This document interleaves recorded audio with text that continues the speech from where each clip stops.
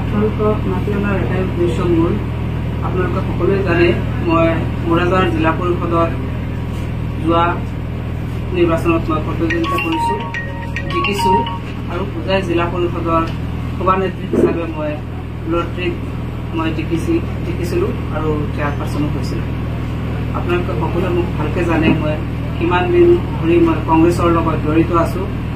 মই elected AP member হিচাপে পঢ়াৰ গাঁও পঞ্চায়তৰ বিনাকান্দি আঞ্চলিক পঞ্চায়তৰ সদস্য হিচাপে পঢ়াৰ গাঁও পঞ্চায়তৰ পৰা মই ইলেক্টেড হৈছিলোঁ আঞ্চলিক পঞ্চায়তৰ সদস্য। তাৰ পাছত মই বৰহাওৰ গাঁও পঞ্চায়তৰ পৰা মই সভানেত্ৰী পদৰ প্ৰাৰ্থী হিচাপে মই চিলেকশ্যন হৈছিলোঁ। তাৰ পাছত মই মোৰাজাৰ জিলা পৰিষদৰ সদস্য হিচাপে মই কংগ্ৰেছ দলৰ পৰা চিলেকশ্যন হৈছিলোঁ। হোৱাৰ পাছত মই হোজাই জিলা পৰিষদৰ চেয়াৰপাৰ্চন হিচাপে লটাৰীত মই জিকিছিলোঁ। যেতিয়া লটাৰী হৈছিলে তেতিয়া আপোনালোকে সকলো প্ৰেছ মিডিয়াই প্ৰিণ্ট মিডিয়া ভালকৈ গম পাইছিলে যে মোৰ লগত আমাৰ কংগ্ৰেছৰ 6জন আছিলে, AUDF দলৰ এজন আছিলে, ইছলামনগৰ জিলা পৰিষদ আছিলে AUDF দলৰ, আৰু কাকি উদালি আৰু আমাৰ বিনাকান্দি যমুনামুখ সমষ্টিৰ তেতিয়াৰ যমুনামুখ সমষ্টিৰ 4জন জিলা পৰিষদ আমি আছিলোঁ। আৰু মহিলা ৰিজাৰ্ভেশ্যনত কৰিছিলে আমাৰ জিলা পৰিষদখন।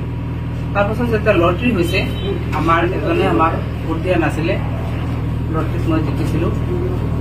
তাৰপিছত মই বেছিদিন টিকিব পৰা নাই।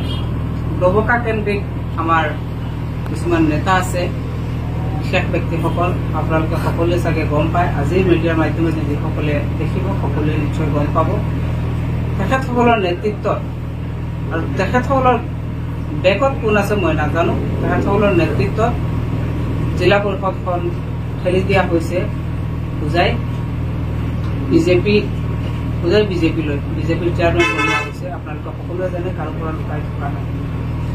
তাৰ পাছতো মই বিভিন্ন দলৰ পৰা বা চৰকাৰৰ ফালৰ পৰা বিভিন্ন অফাৰ পোৱাৰ পাছতো মই কংগ্ৰেছ দলতে আছিলোঁ। মই কংগ্ৰেছ দল ত্যাগ কৰি মই কোনো আত্মঘাতী চিন্তা কৰা নাই।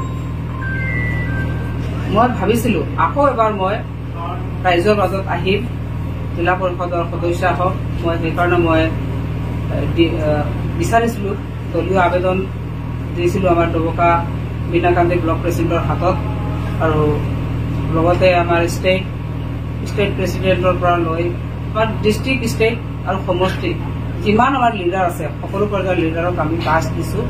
মই টাস্ক দিছোঁ যে মই খেলিব লাগে, বা আমাৰ বিভিন্ন যি দল সংগঠন ভাতৃ সংগঠন আছে সকলোৱে তেখেতসকলক জাননী দিছে যে মোৰাজাৰ জিলা পৰিষদৰ ৰানিং সদস্যক দিব লাগে, চবে দাবী দিছে, বা দলীয় ফালৰ পৰা যথেষ্ট মোক সন্মান দিছে। মই 3-4বাৰকৈ সন্মান পাইছোঁ, কাৰণ দলে মোক কাউন্সিলৰ, প্ৰেচিডেণ্ট, জিলা পৰিষদ, চেয়াৰমেন চব বা সুযোগ দিছে।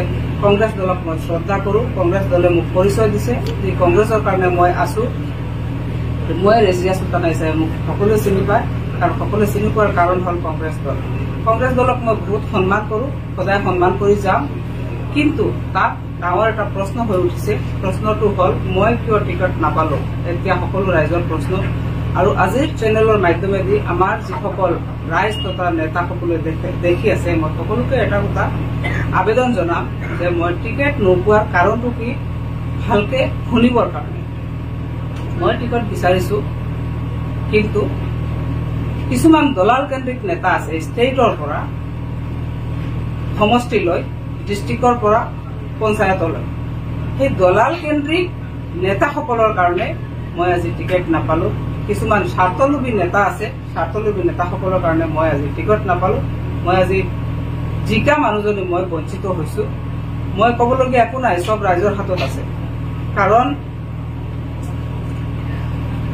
দলাল কেন্দ্ৰিক নেতাসকলে দলাল কেন্দ্ৰিক এজন ব্যক্তিক বাছি আনি অন্য জিলা পৰিষদৰ পৰা, চৌধুৰী বজাৰ জিলা পৰিষদৰ পৰা মোৰাজাৰত টিকট দিছে। আপোনালোকে সকলোৱে জানে আমাৰ এইবাৰ মোৰাজাৰ জিলা পৰিষদৰ টিকেট পাইছে কোনে। হয়তো এগৰাকী ব্যক্তি হ'ব পাৰে, লেডিজ। সেই লেডিজ গৰাকীলৈ মোৰ কোনো দুখ বেদনা নাই, কাৰণ তাই মোৰ পঞ্চায়তৰ হয়, তাই মোৰ ছোৱালী সমতুল্য হয়। তাইৰ ফেমিলিৰ লগত, তাইৰ দেউতাৰ লগত, তাইৰ ককাৰ লগত, খুৰাৰ লগত, সকলোৰে লগত আমাৰ ফেমিলিগত ভাল। তেখেতসকলৰ ফেমিলি এজন সন্মানীয় ফেমিলি, আৰু আমাৰ সমষ্টিৰ ছোৱালী হয়, তাই আমাৰ এৰিয়াৰ ছোৱালী হয়। কিন্তু বিবাহ সূত্ৰে তাই চৌধুৰী বজাৰ জিলা পৰিষদৰ বোৱাৰী হয়, আৰু চৌধুৰী বজাৰ জিলা পৰিষদৰ ভোটাৰ হয়। চৌধুৰী বজাৰ জিলা পৰিষদৰ ইমৰান হুছেইন উৰ্ফে মিলন বুলি ক'লে সকলোৱে চিনি পায়। তেওঁ কেনে স্বভাৱৰ মানুহ সকলোৱে জানে। তেওঁ বোলে বহুত পুৰণা কংগ্ৰেছী হয়, ময়ো দেখিছো বহুত পুৰণা কংগ্ৰেছী, কিন্তু কেনেধৰণৰ পুৰণা কংগ্ৰেছী এইটো সকলোৱে ভালকে জানে। গতিকে মুৰাজাৰ জিলা পৰিষদৰ ৰাইজে জানক যে বিবাহ সূত্ৰে যিজন চৌধুৰী বজাৰ জিলা পৰিষদৰ সদস্য হ'ব লাগিছিলে, মনোনীত সদস্য হ'ব লাগিছিলে, তেওঁ এতিয়া জন্মসূত্ৰে বাপেকৰ ঘৰৰ আইডেণ্টিটি মুৰাজাৰ জিলা পৰিষদত সদস্য খেলিবলৈ গৈ আছে। তাইক মই প্ৰথম শুভেচ্ছা জনাইছো যে তাইক আল্লাই জিকাক। তাইৰ লগত মই আছো, মই থাকিম। মই তাইৰ লগত নহয়, মই কংগ্ৰেছৰ লগত আছো, কংগ্ৰেছৰ সিদ্ধান্তৰ লগত আছো আৰু মই থাকিম। কিন্তু ৰাইজৰ ওপৰত মই বিবেচনা এৰিম। মই যে ৰাইজৰ লগত থাকি জিলা পৰিষদৰ সদস্য হৈ থাকি যিমানখিনি কাম কৰিছো, হয়তো ৰাইজক মই সুখ শান্তি দিব পৰা নাই, কিন্তু ৰাইজ মোৰ ওপৰত সুখী আছিল।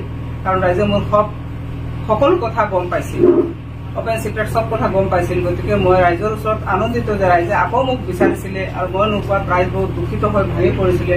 এতিয়া মই ৰাইজৰ ওপৰত ন্যায় বিচাৰিছো যে ৰাইজে বিবেচনা কৰিব আৰু মই কংগ্ৰেছৰ লগত আছো, থাকিম। কিন্তু ষ্টেট পৰ্যায়ৰ সকলো নেতাক মই পোৱা নাই। বিশেষ এজনৰ নাম লৈ এইবাৰ টিকটখন গৈছে। সেই বিশেষ এজন কোন আপোনালোকে সকলোৱে গম পায় আৰু জানে। ডিষ্ট্ৰিক্ট পৰ্যায়ত তেনেকুৱা বিশেষ কোনো নাই, মোৰ ডিষ্ট্ৰিক্ট পৰ্যায়ত তেনেকুৱা বিশেষ কোনো দুখো নাই। কিন্তু আমাৰ সমষ্টি পৰ্যায়ত আহিলে বহুত দুখ আছে। সমষ্টি পৰ্যায়ত বহুত নেতা আছে যে এনেকুৱা নেতাসকল আছে কংগ্ৰেছে সদায় কিন্তু কেতিয়াও কংগ্ৰেছত ভোট দি পোৱা নাই। এনেকুৱা নেতাসকল আছে যে নিজৰ ভৱিষ্যত পদবীৰ লালচত